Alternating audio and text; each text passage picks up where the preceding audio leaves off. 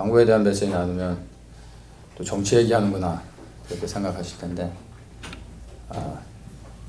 정치 얘기는 정치 얘기인데 정치를 정치로 생각하시면 안 되고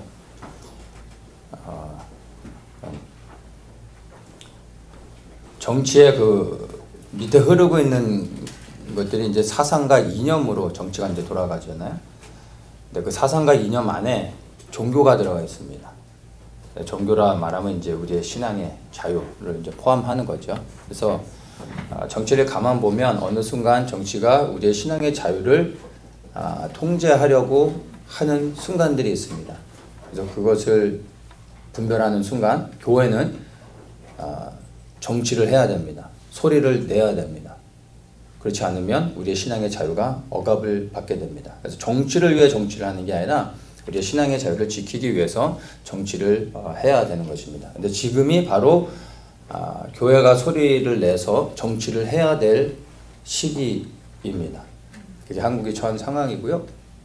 단순히 한국의 문제뿐만이 아니라 이게 더 크게는 이제 한국이 지금 공산주의와의 전쟁을 치르고 있는데 한국이 최전방에서 그 전쟁을 치르고 있고, 이 전쟁은 단순히 한국의 문제가 아니라 한국에서 이루어지고 있지만 사실은 전 세계에 대한 공산주의와의 전쟁입니다.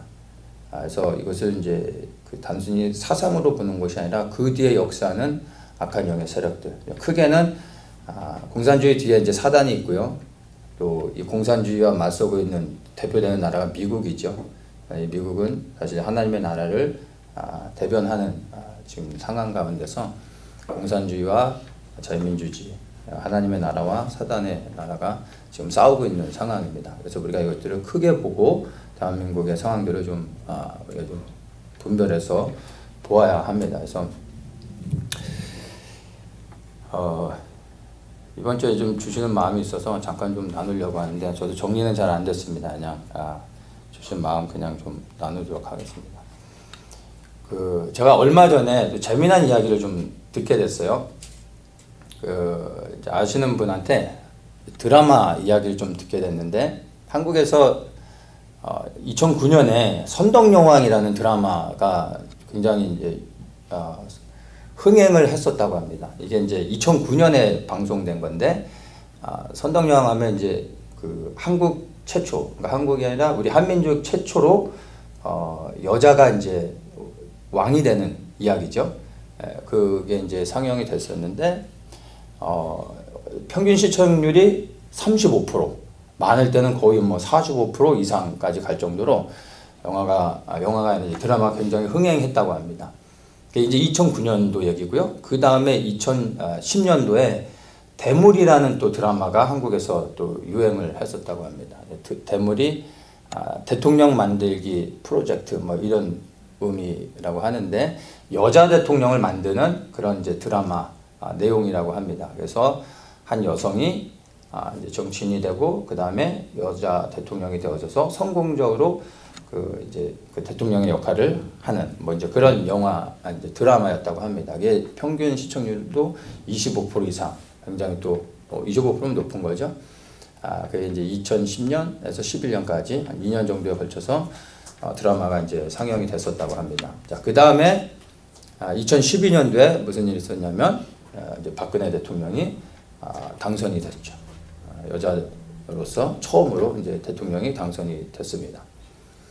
이제 그것도 참 흥미로운데, 그 다음에 이제 또 한 가지 우리가 이제 주목해야 될 드라마가 나왔어요. 그게 이제 최근에 나온 건데, 2019년 이제 7월부터 8월 두 달 동안 아주 짧게 방영이 된, 굉장히 짧게, 의도적인 것 같아요. 짧게 방영이 된 드라마인데, 60일 지정 생존자라는 이제 그 드라마가 짧게 방영이 되고 이제 끝났다고 하더라고요. 근데 그게 뭐냐 하면은 한국에 갑자기 이제 그 첫 시작은 제가 이제 유튜브에서 이렇게 시작하는 건 저 잠깐 좀 봤었는데, 국회의사당이 폭파되면서 시작하는 것 같아요. 그게 처음이었던 것 같은데, 그러면서 현 대통령이 이제 테러로 죽음을 당하고 국회의사당이 폭발되면서 사회가 이제 혼란한 가운데 이렇게 이제 들어가게 되고, 환경부 장관이 60일 동안 이제 이제 뭐라고 그러죠? 그거를 권한대행으로서 60일 동안 대통령의 권한대행의 역할을 하면서 테러를 일으킨 사람들을 찾아내고, 그 다음에 대한민국을 이렇게 잘 이렇게 안정되게 회복시키는 이제 그런 스토리로 드라마가 이제 짧게 진행이 됐다고 합니다. 근데 이거는 이제 시청률이 상당히 낮더라고요. 5%가 안 돼요. 그래서 뭐 이렇게 저조하게 해서 짧게 방송이 되고 이제 끝났습니다. 근데 재미난 게 이게 원작이 미국이더라고요. 미국의 드라마를 한국에서 리메이크 해가지고 이제 한국에 맞게끔 이제 드라마를 만든 거예요. 그래서 제가 궁금하더라고요. 현 대통령이 이제 죽음을 당하는 거예요. 2019년 7월부터 8월까지 이제 방영이 된 거니까. 그래서 좀 제가 현 대통령으로 어떤 캐릭터가 나왔을까 궁금해가지고 그 이제 영상을 이렇게 좀 봤더니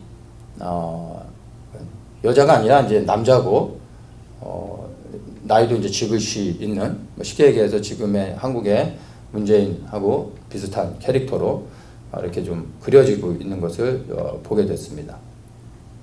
자, 그래서 선덕여왕 그리고 대물로 그 여자 대통령에 대한 그런 일대기를 드라마로 이제 만들고, 그 다음에 이제 박근혜 대통령이 2012년에 이제 당선이 됐었고, 또 공교롭게 2019년에 또 그런 짧게 드라마가 이제 상영이 됐다는 게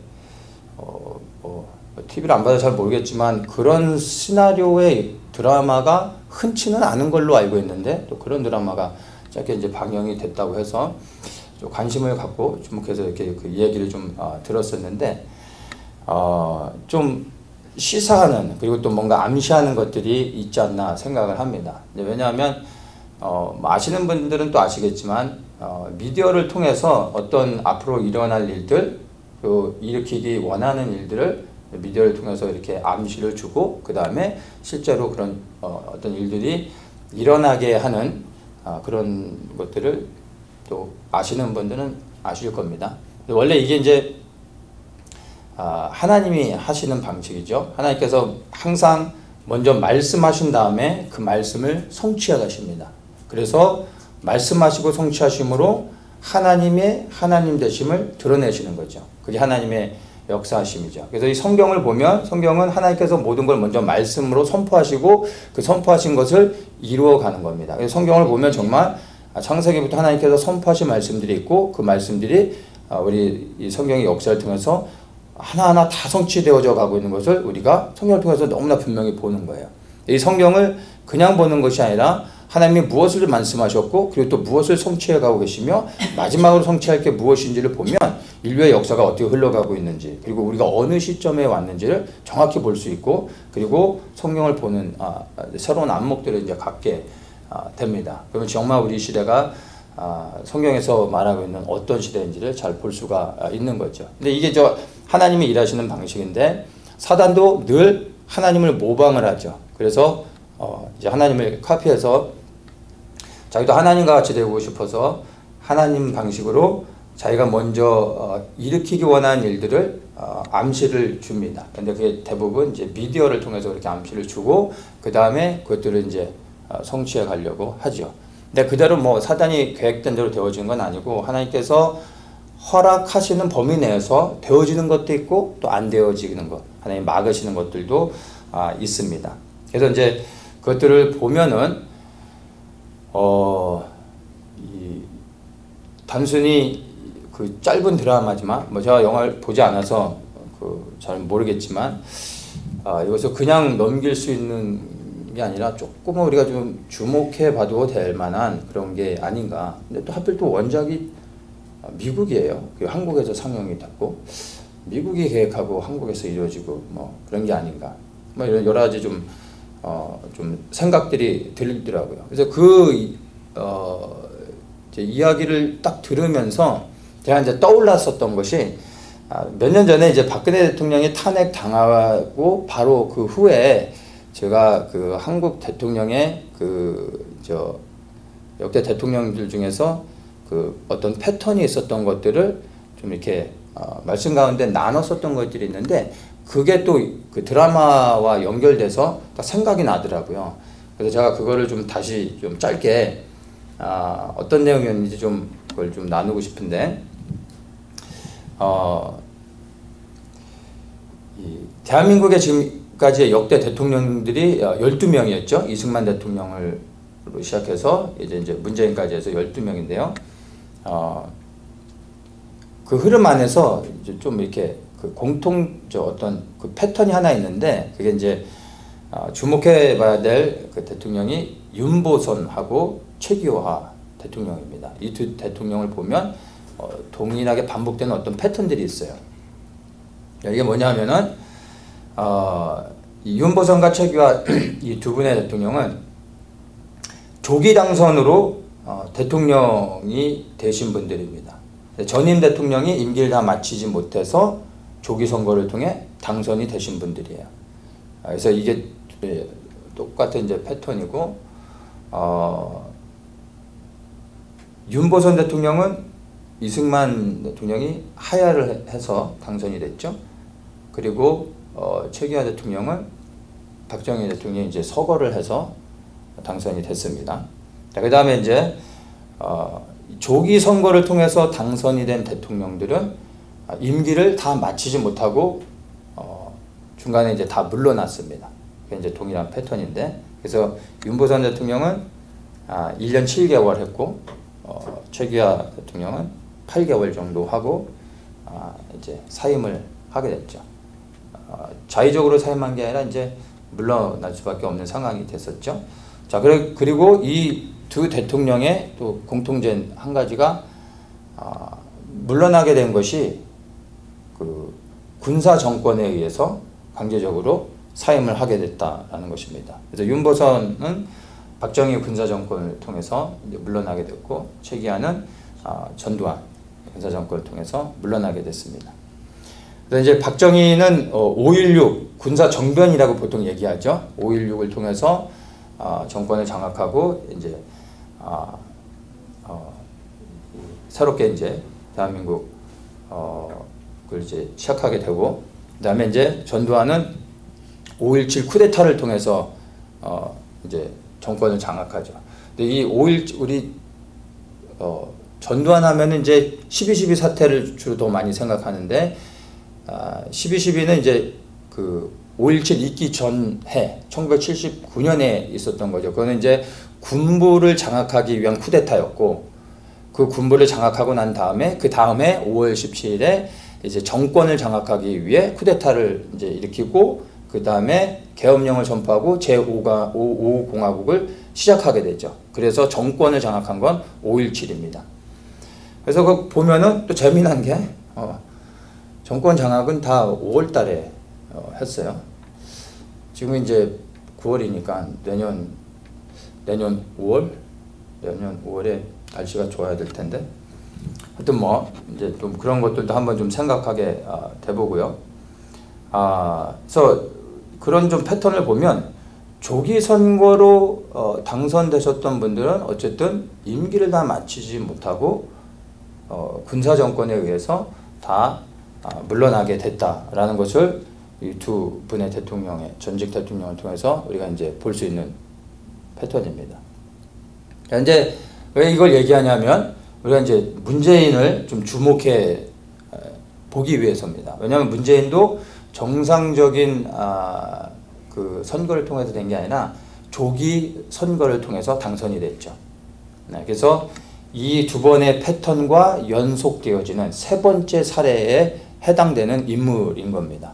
그래서 우리가 조금 주목해 볼 수 있는 거죠. 그래서 임기를 마치지 못하고 물러난 박근혜 대통령 다음으로 조기 선거를 통해 당선되어진 세 번째 사례가 되는 겁니다. 근데 이게 대한민국 건국이 이제 70년 좀 지났는데 70년이라는 100년도 안 되는 짧은 대한민국 건국 역사 가운데서 이러한 그 패턴이 3번이 연속적으로 그 짧은 시간에 나타난다는 것은 다른 민주주의 국가들을 이렇게 그 살펴보면요, 이런 사례가 없습니다.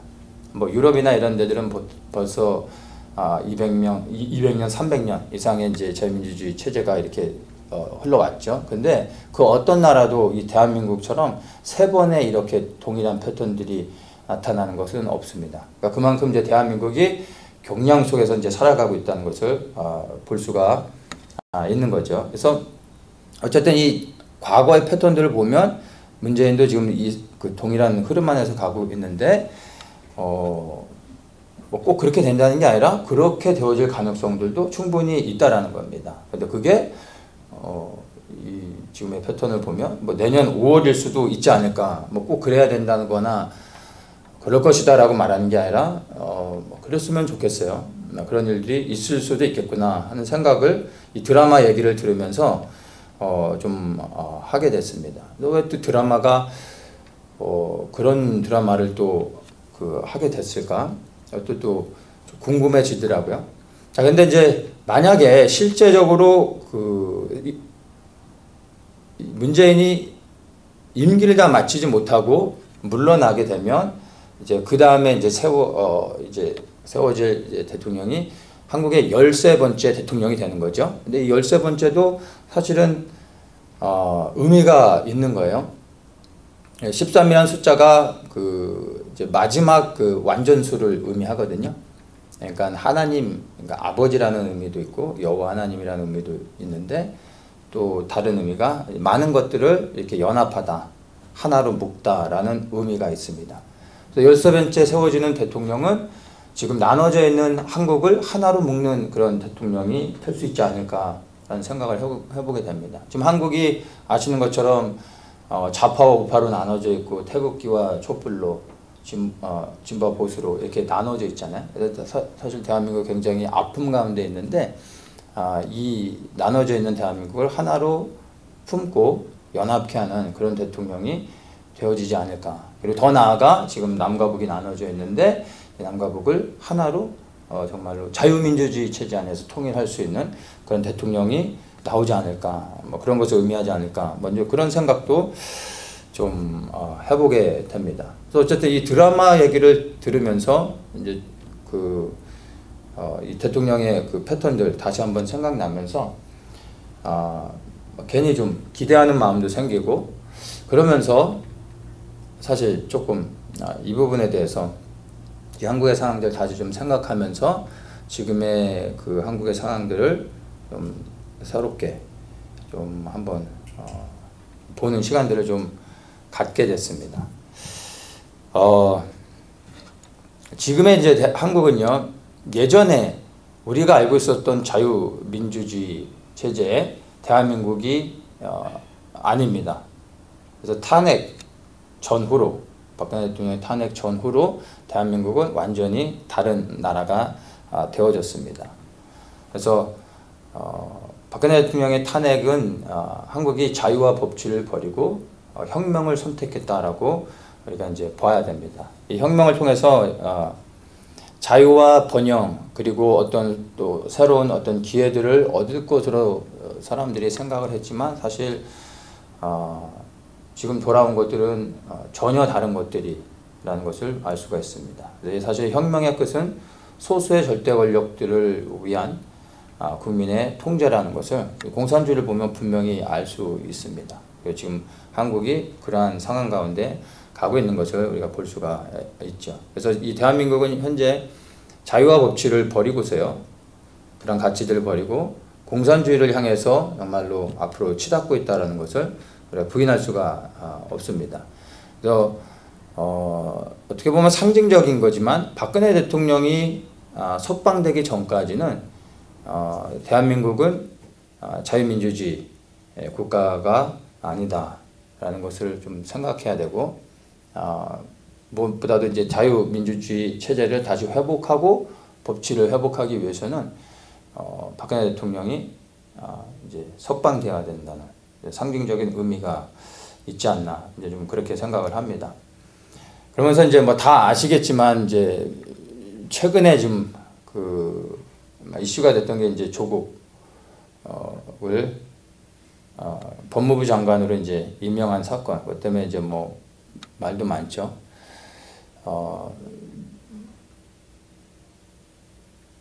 우리와 같은 사람들은 이 사건을 참 심각하게 보고 있는데, 놀라운 거는 많은 이제 교회 다니시는 뭐 나름 믿음도 좋고 열심히 신앙생활 하신다는 분들이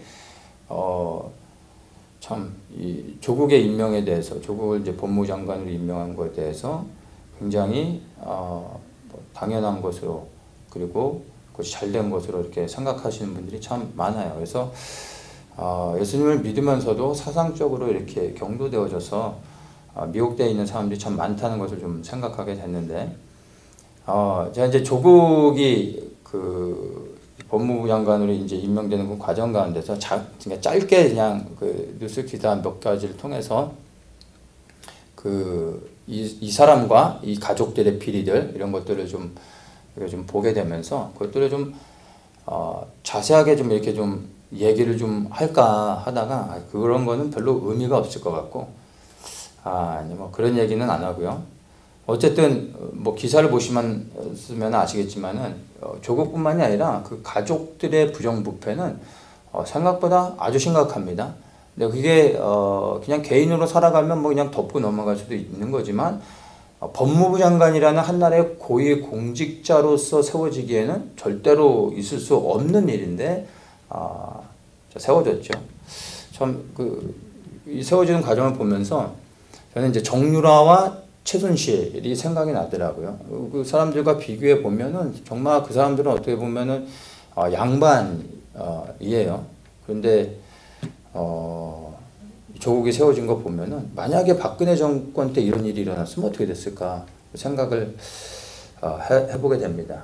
그리고 또 재미난 건 여론도 뭐 지금 이제 좌파들이 여론을 다 장악하고 있지만, 여론도 조국이 법무부 장관으로 임명되는 것에 대해서 강한 반발들을 가지고 50%가 넘게 다 이것들을 반대했어요. 반대했음에도 불구하고 무리수를 두면서 조국을 임명을 했죠.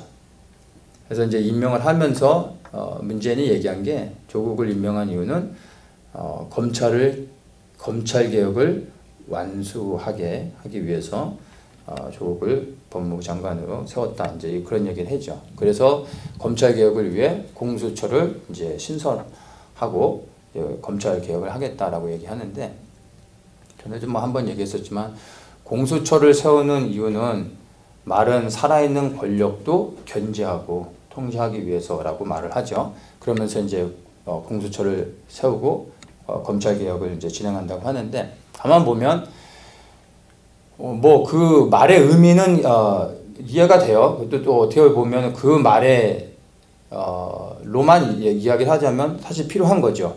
근데 상식적으로 우리가 가만히 보면 공수처를 세워야 된다고 주장하고, 그리고 그것들을 이야기해야 되는 사람은 여당이 아니라 사실은 야당이어야 되거든요. 살아있는 권력을 갖고 있는 것은 여당이잖아요, 항상. 그렇죠? 그럼 여당을 견제하기 위해서 야당은 항상 이런 일들을 해야 되는 거죠. 그러면 공수처를 세워야 된다고 말하면서 살아있는 권력을 견제해야 된다라고 얘기해야 되는 것은 야당이 해야 되는데, 이건 여당이 살아있는 권력도 견제해야 된다, 뭐 이런 식으로 해서 지금 여당이 공수처를 세우는 거잖아요. 이건 뭔가 말이 안 맞는 거죠. 본인들이 살아있는 권력을 가지고 있으면서 살아있는 권력을 견제하기 위해서 공수처를 세운다. 그러면 본인들이 공수처를 세웠을 때 과연 모든 권력을 견제할 수 있을 만큼의 그 역할을 공수처가 과연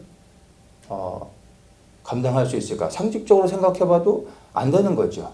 안 되는 이유는 전문가들을 통해서 뭐 여러 번 뭐 기사나 뭐 이런 뉴스 보면은 여러분 찾아볼 수가 있어요. 그래서 이제 공수처를 통해서 검찰 개혁을 하려고 하는 거다라고 말하고 있지만, 사실은 공수처를 통해서 검찰을 장악하고 더 나아가 모든 정치인들, 공직 높은 위치에 있는 사람들을 통제하기 위해서 공수처를 세우는 겁니다. 그래서 말 그대로 이제 검찰을 개혁하는데 그 개혁은 사실은 검찰을 장악해서 마지막 남은 사법부를 통제하려고 하는 거죠. 입법부는 이미 장악이 됐죠. 박근혜 대통령이 탄핵이 되면서 이미 대한민국은 입법부는 좌파에 의해서 넘어갔습니다. 그래서 뭐 그때 전원이 다 박근혜 대통령 탄핵을 가결을 했죠. 그 다음에 지금 현재 구속기간이 만료가 됐어요. 그러면 원래는 이제 구속기간이 만료가 되면 이제 석방을 시키고 이 불구속 상태에서 재판을 계속 이어가도록 하는 게 법인데 못 나오고 있죠. 그리고 형 집행정지도 신청을 했는데 벌써 두 번째인데 계속 다 기각을 당하고 있어요. 이 전직 대통령에 대한 예우가 아니죠. 이걸 통해서 입법부가 완전히 주사파에 넘어갔다라는 것을 우리가 분명히 알 수 있고요. 뭐 행정부는 이 문재인 정권이 이제 그 정권을 가져왔으니까 뭐 행정부가 당연히 넘어간 거고요. 이제 하나 남아있는 이제 사법부를 장악하기 위해서 조국을 세워서 그 작업을 이제 하고 있다고 보면은 되는 겁니다. 그래서 문재인이 그 당선이 되고 이제 취임사에서 무슨 얘기를 했었냐면은 여러분들도 기억하실 거예요. 기회는 평등하고 과정은 공정하고 결과는 정의로울 것이다. 말은 너무 좋았어요.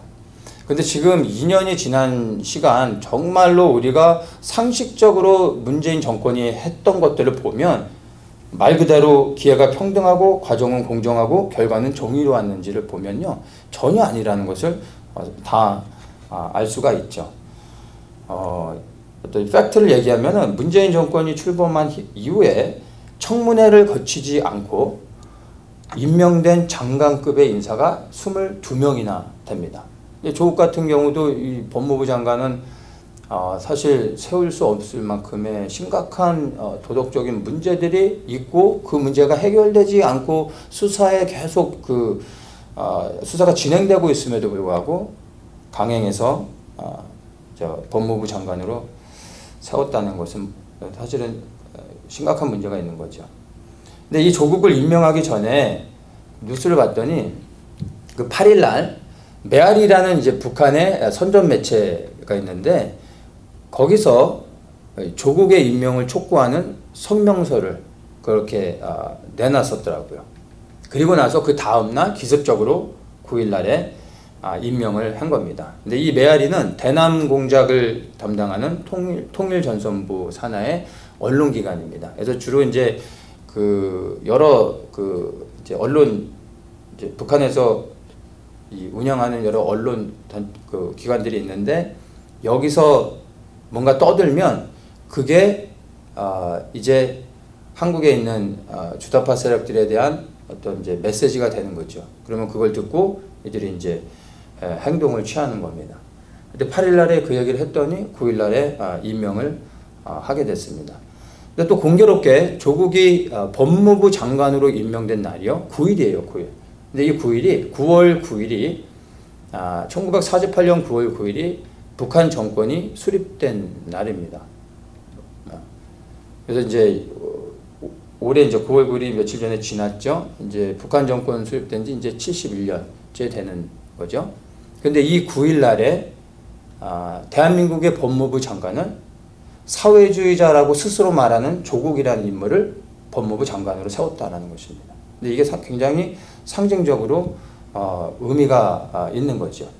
그래서 이제 한국이 입법부, 그 다음에 행정부가 다 넘어가고 마지막 남은 사법부를 사회주의자의 손에 넘기면서 한국이 이제는 공산주의로 완전히 마지막 단계로 전환되고 있다는 것을 상징적으로 보여주는 그러한 모습이 아닌가 이렇게 생각을 합니다. 그래서 지금 한국은 정말로 공산주의로 넘어가는 마지막 단계에 들어가고 있는 아주 위급한 상황이라고 말할 수가 있습니다.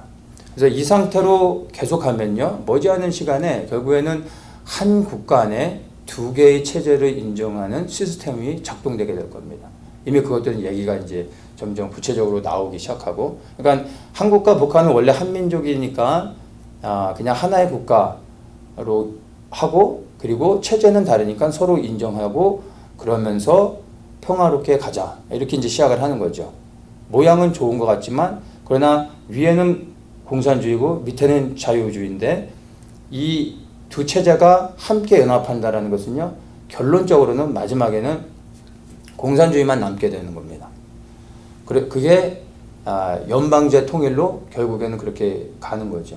근데 연방제로 가기 위해서 지금 현재 체제는 다르지만 한국과의 두 체제를 인정하는 그런 시스템들을 말하고 있고 그런 것들을 지금 이렇게 연동해서 가려고 이제 정치인들이 좀 계속해서 말하고 있습니다. 그래서 아무런 변화 없이 한국의 어떤 큰 사건이나 그런 거 없이 지나가게 되면요 자연스럽게 대한민국은 평화롭게 적화되어진다는 것을 우리가 이제 볼 수가 있습니다. 자, 그걸 보면서 이제 마지막까지 왔구나 하면서 좀 마음이 좀 섭섭해지는데 그것들을 보면 어떻게 하다 여기까지 왔을까 생각할 때 이게 다른 것이 아니라 한국이 지금 이 상황까지 오게 된 것은 한국 스스로가 맺은 열매가 아닌가 그런 생각이 좀 들었습니다. 왜냐하면 한국이 정말로 그 공산주의화 될 수밖에 없는 상황 가운데서 하나님께서 정말 대한민국을 지켜주셔서 막아주시고 오늘의 대한민국을 있도록 해주셨죠. 그래서 공산주의를 무너뜨리고 포로로 잡혀있는 우리 동포들을 구출하라고 하나님께서 대한민국을 지켜주시고 자유와 번영을 주시고 교회를 성장하게 하나님께서 축복해 주셨습니다. 그런데 무너뜨려야 될 그 공산주의를 그냥 두고 허용해 버렸죠. 그리고 70년이라는 시간이 지났습니다. 그리고 이스라엘의 역사를 보시면은 우리가 잘 알 수가 있죠. 가나안 땅에 들어가서 그 모든 민족을 진멸하라고 하셨는데 그들이 그냥 함께 살아버려요. 함께 살면 어떻게 됩니까? 그들이 하나님을 믿나요? 아니죠. 하나님의 백성들이 이방신들을 섬기고 하나님을 떠나 우상을 섬기게 되는 것이죠. 한국이 그렇게 되어진 것입니다. 그래서 무너뜨려야 될 공산주의를 무너뜨리지 않고 그대로 뒀더니 결국에는 그들의 사상이 한국 땅을 전염시키고 한국의 모든 사회와 교회까지도 작용화 되어져서 지금 무너져가고 있는 것을 보게 되는 것이죠. 지금의 이제 상황들을 정리해서 보면 한국을 대표하는 한국의 대통령이 북한과 경제 협력을 통해서 지금의 대한민국의 경제 위기를 극복하고 경제 발전을 이루어야 된다라고 말을 해요. 이건 뭐 북한이라는 최하위의 빈민국, 그것도 공산주의라 자유도 없고 자유시장 경제 체제가 뭔지도 모르는 그런 나라와 경제 협력을 해서 경제 성장을 한다는 말 자체가 대한민국의 대통령으로서 할 수 있는 말인지 참 의심스럽죠. 한국의 교회는요, 북한의 그런 가짜 교회들과 연합이라는 그 어떤 이름으로 북한을 방문하고 거기에서 북한의 교회들과 연합하는 일들, 그러니까 즉 영적으로 음란을 저지르는 그런 일들을 한국 교회들이 했습니다. 북한 정권 자체가 우상숭배고 그 우상숭배 아래에 있는 이 교회들이 북한의 교회들이 어떻게 하나님을 온전히 섬기고 진짜 교회가 있을 수 있겠습니까? 근데 한국을 대표하는 많은 교회 목사들이 북한을 방문해서 영적인 음란함들을 저지르고 그리고 북한이 자행되어지고 있는 이 우상숭배들을 말씀을 기준으로 해서 잘못된 것이라고 말하지 않죠. 지금도 그렇습니다. 그게 이제 한국 교회의 현실인 거죠. 한국 사회는 어떻습니까? 동성애자는 이렇게 보호하고 그들의 인권을 대변해주고 그들을 위해서 눈물까지도 흘리는데 북한의 인권을 위해서는 단 한 번도 언급하지 않죠. 그래서 동성애자들의 인권을 위해서 막 싸워주고 있는 모든 인권단체들을 가만 보면요, 북한의 인권에 대해서는 절대 한마디도 안 하고 침묵합니다. 뭐 잘못됐다는 걸 우리가 볼 수가 있죠. 이게 이제 한국 사회의 모습인 것입니다. 한국 정부는요, 북한 정권에 대한 이 경제적 지원들, 그들과 이제 평화하려고 하고, 하나 되려고 하는 막 이런 노력들은 하는데, 북한의 포로로 잡혀 있는 우리 2천만의 동포들, 고통당하고 있는 이 동포들을 우리의 국민들인데, 그들을 구출하려고 아무런 노력도 하지 않고 있다는 것입니다. 이것이 지금 현재 대한민국의 영적인 현실인 것입니다. 그래서 이 대한민국을, 지금의 이 대한민국을 보면 안타깝지만 지금의 대한민국은 망해야만 되는 겁니다. 자유민주주의 체제의 대한민국이 아니라 공산주의와 되어져 가고 있는 대한민국, 이 공산주의로 무너뜨리고 있는 이 세력들이 망해야 된다는 것입니다. 그래야지 이 대한민국이 살아날 수 있는 유일한 방법이라고 생각을 하게 됩니다. 이스라엘이 하나님 이렇게 범죄하면 하나님이 이스라엘을 심판하시는 방법이 항상 이방 민족을 들어서 하나님의 백성 이스라엘을 심판하십니다. 근데 그 심판으로 끝나지 않고 이스라엘을 심판하신 후에 이스라엘을 심판의 도구로 삼았던 이방 민족을 하나님께서 반드시 심판하셨습니다. 그리고 이스라엘을 다시 하나님께서 회복시키시는 것을 성경의 역사를 통해서 볼 수가 있죠. 그래서 지금의 이 한국의 상황들을 보면요, 북한이 한국을 심판하는 도구로 하나님께서 사용하시는 그 흐름들이 지금 이렇게 좀 시나리오가 이렇게 되어져 가고 있는 것을 봅니다. 근데 결국엔 한국을 심판하시지만 심판의 도구로 삼았던 북한도 결국에는 심판을 받고 북한의 정권도 무너지게 된다는 것을 성경을 통해서 우리가 이제 볼 수가 있습니다. 요즘 이제 저희가 사사기를 보고 있는데 그 사사기의 내용도 가만 보면요, 여호수아를 통해 가나안 땅에 들어간 다음에 이제 가나안 땅에서 그 땅을 지켜내면서 땅을 확장해 나가야 되는 이제 여호수아 이후의 세대, 제3세대죠.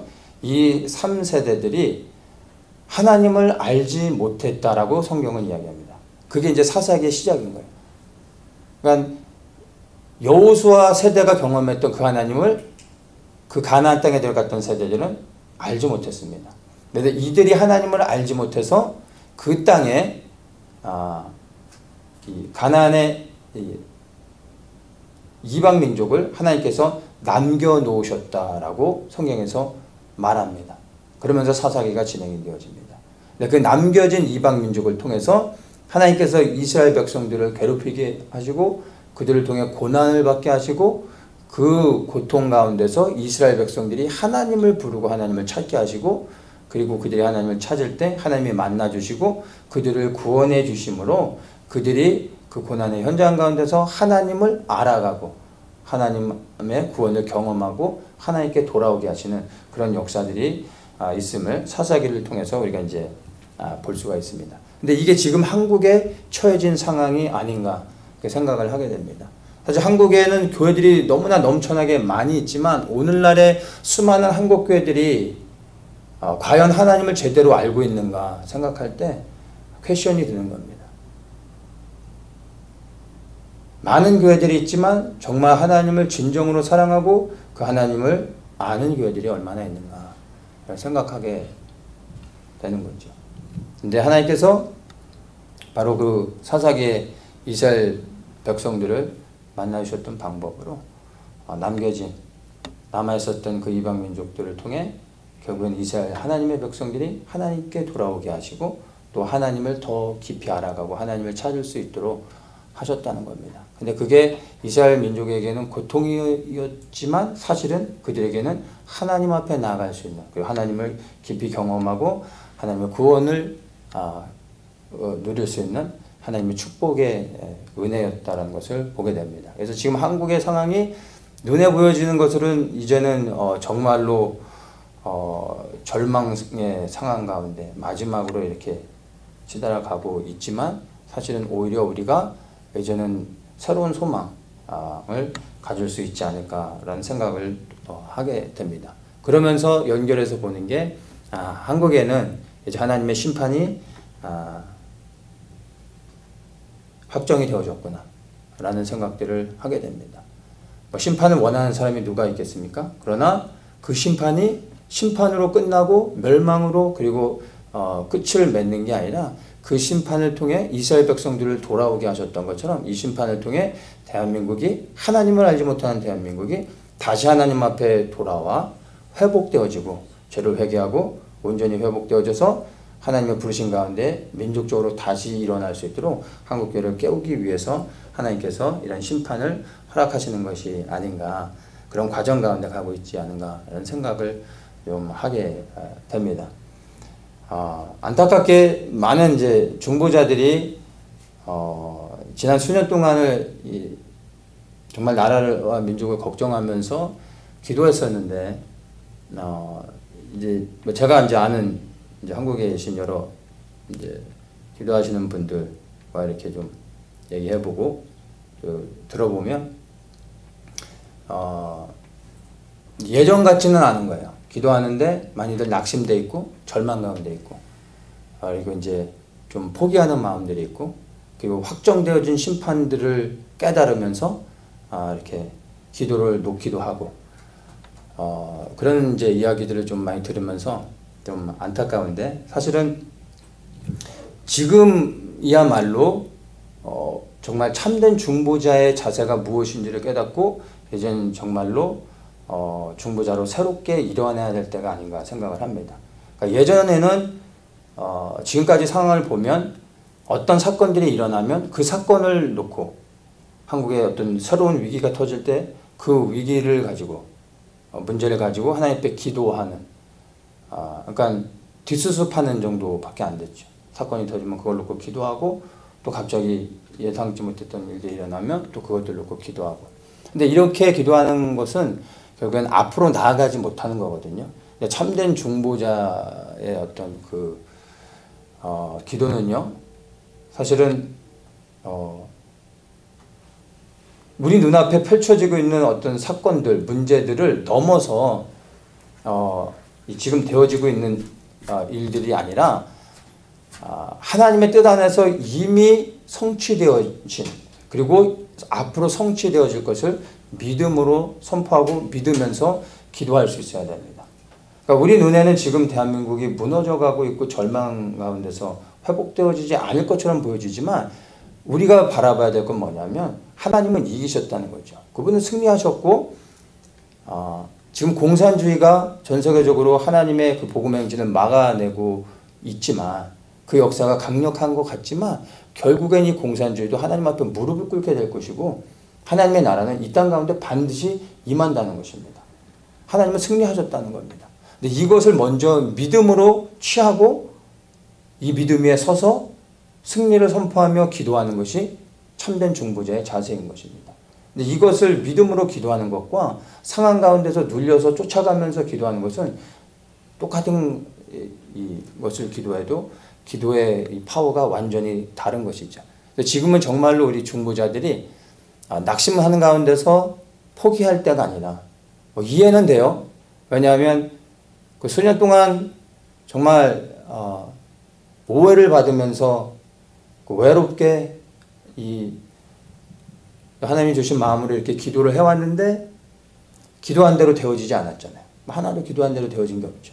더 상황은 더 안 좋게 변해지니까 인간적으로 낙심할 수밖에 없죠. 근데 정말 우리가 하나님을 믿는 사람들이라면 눈에 보여지는 것을 믿는 게 아니라 이미 하나님이 이루신 하나님의 나라에서 이루어진 그 뜻을 우리가 믿음으로 취하고 그 뜻이 이 땅 가운데 이루어질 것을 믿으며 우리가 승리를 선포하며 기도할 수 있어야 되는 겁니다. 그게 정말 지금 이 시대, 바로 이 시간에 우리 모든 중보자들에게 부어줘야 될 아버지의 마음이 아닌가 그런 생각을 하게 됩니다. 지금 한국은 사람의 손으로 해결할 수 있는 단계는 넘어선 것 같아요. 더 이상은 사람이 해결할 수 없습니다.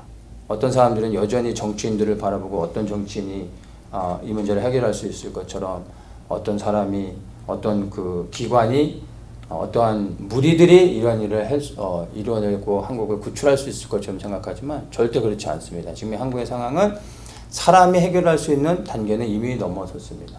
그러니까 그 말은 이제 오직 대한민국의 운명은 하나님의 손에 달려있다라는 겁니다. 그것을 보고 생각하면서 우리가 이제 할 수 있는 것은 하나밖에 없습니다. 기도하는 겁니다. 어떤 사람은 오히려 이 낙심된 상황 가운데서 이렇게 기도의 자리를 떠나는데 그렇지 않습니다. 우리가 오히려 그 어느 때보다 더욱더 기도해야 됩니다. 그 어느 때보다 더욱더 간절하게 기도해야 되는 것이 바로 지금 우리에게 처해진 상황이라는 것입니다. 그래서 보여지는 것을 따라 기도하지 않고 이제 하나님이 행하실 것들, 우리가 의지할 수 있는, 우리가 쓸 수 있는 모든 카드는 다 썼죠.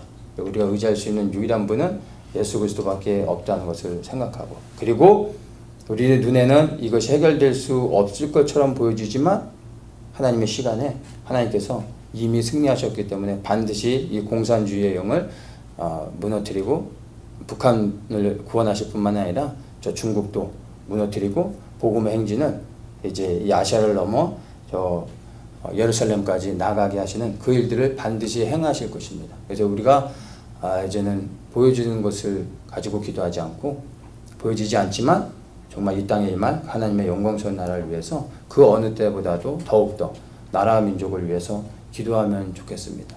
말씀을 드린 것처럼 여러분 지금의 이 위기 가운데 있는 대한민국 우리 나라 민족을 위해 기도하는 것은요 단순한 그냥 어떤 애국의 마음으로 기도하는 게 아니라 이것은 이 땅에 이루어질 하나님의 나라 그리고 그리스도의 재림을 위해서 기도하는 것이라는 것을 여러분 기억하시고 하나님의 편에 서서 그렇게 더욱더 힘내서 기도하시는 우리 모든 분들 되시기를 예수님의 이름으로 축복합니다.